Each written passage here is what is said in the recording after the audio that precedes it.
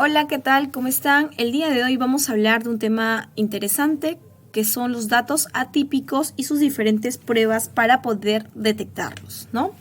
Iniciamos hablando, pues, ¿qué cosa es un valor atípico? Pues esta es una observación muy diferente, con un rango de distancia mucho mayor al demás, a los demás datos del conjunto muestral, ¿no? Es visiblemente la diferencia, pues es muy visible, por la cual podríamos considerar que podría ser un dato atípico, y este podría causar problemas como en la interpretación de lo que podría ocurrir en un proceso en una población. ¿Cuáles serían sus posibles fuentes? La cual podríamos considerar es que, aunque no lo podemos creer, estos datos atípicos se podría obtener de una buena técnica de muestreo o de una recolección de datos, ya que una de las características principales es el porcentaje de la aleatoriedad, ¿no? En una buena técnica de muestreo, el ser aleatorio, el que el muestreo sea aleatorio, pues son buenas señales. Pero si llegamos a tener estos datos muy distantes, atípicos, y sería parte de la realidad, pues sí te tendría que considerar, ¿no? Ya que de repente estamos frente a una situación de que estaríamos de repente anómala que estaríamos estudiando, ¿no? En esta situación, en estos casos sí se tendría que considerar el dato. Pero si hablamos de un dato diferente, cuando pues estaría muy lejos de la realidad, ¿no? Otra situación que podríamos tener de repente estos datos atípicos o también llamados aberrantes es, pues, puede partir del error humano, ¿no? O de la mala técnica de muestreo, o de la falla del propio analista, o de la falla del instrumento, ¿no?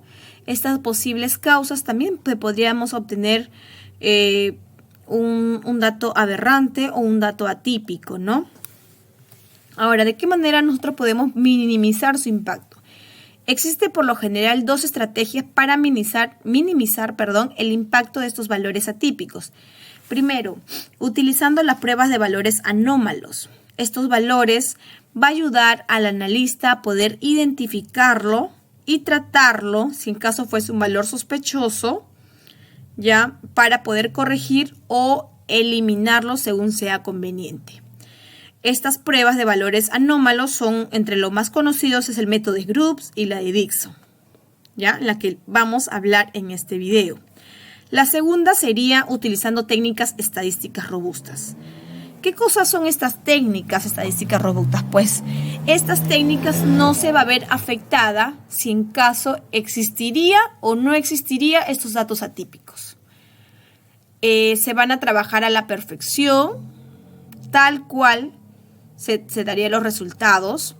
No habría ningún inconveniente trabajar con estas técnicas de estadísticas robustas.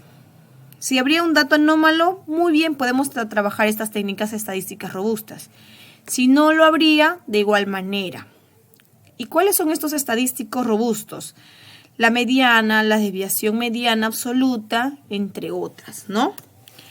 Ahora vamos a pasar a las pruebas de detección de los puntos atípicos. Como primer técnica tenemos la Z-score.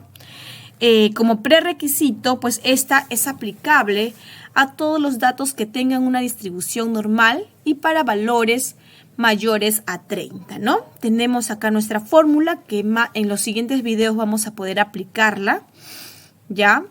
El Z y es igual al valor y menos el promedio en valor absoluto sobre la desviación estándar. Tenemos también la clasificación de Z-score cuando nosotros vamos a determinar si es un resultado satisfactorio, un resultado dudoso o un resultado insatisfactorio o también llamado atípico, ¿no? Cuando son valores o iguales a 3, ¿no? La siguiente técnica también es muy conocida, es la test de Dixon, ¿ya? Esta va a ser aplicable a todos los datos que tengan o no tengan una distribución normal para datos menores a 30, ¿ya? como primer requisito, pues es primero ordenarlo de menor a mayor o viceversa, ¿no? De igual manera tenemos nuestra fórmula, ¿ya? Que es el valor absoluto del dato sospechoso o el dato que podríamos sospechar que podría ser atípico, menos el valor próximo sobre el valor máximo menos el mínimo de todo el conjunto de datos, ¿no? Igual, la regla de clasificación, cuando nosotros podemos decir que es un dato atípico, noten chicos, es cuando la Q calculada vendría a ser mayor que la Q de tabla. También tenemos acá la tabla para poder hacer la comparación en un rango de confiabilidad de 80%, de 90%, de 95%, hasta de 99%. Como otra técnica de detención de estos datos atípicos tenemos la Z-score robusto, como ya habíamos hablado de la robustez, que son técnicas que por lo general no son afectados si habría estos datos atípicos, ¿ya? Habría datos atípicos o no lo habría, no podrían ser afectados los resultados de esta técnica estadísticas.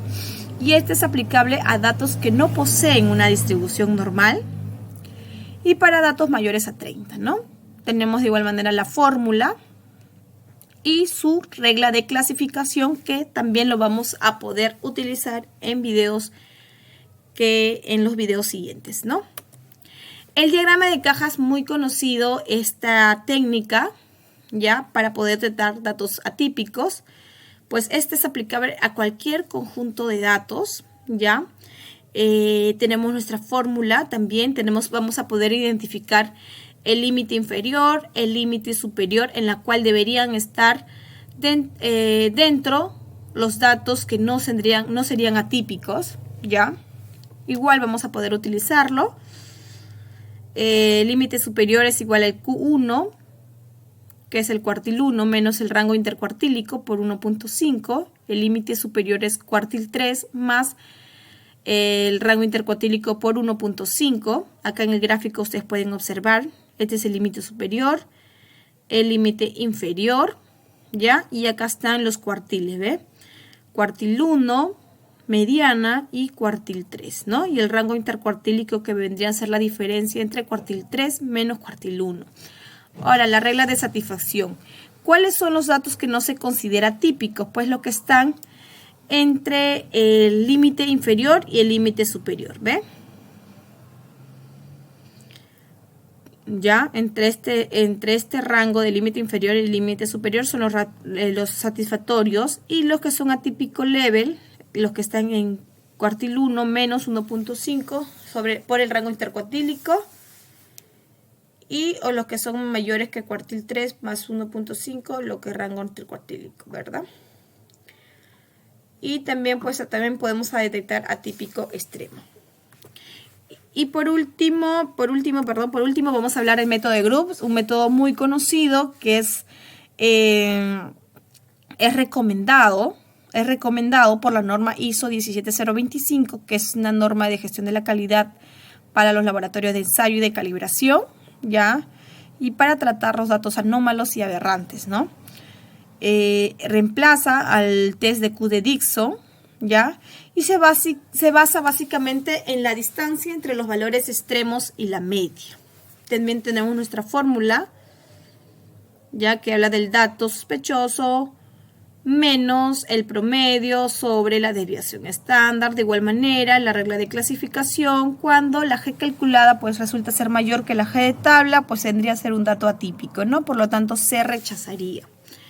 Este método también trabaja con tablas